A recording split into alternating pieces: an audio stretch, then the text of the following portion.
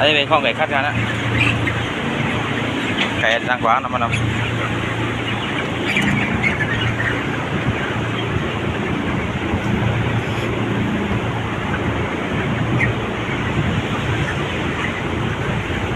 กินอาหารเนี่ยก็ดินนอนเนาะ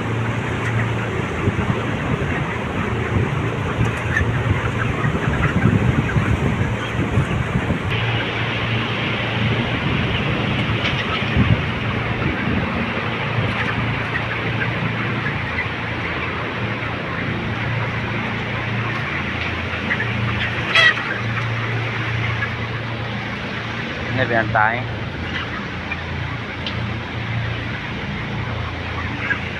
อันนี้ไปเป็นอันนี้อันนี้นะบางวันเป็นช่องปักใบเก็บ3 ปากวันนึงได้น้ำหนักไป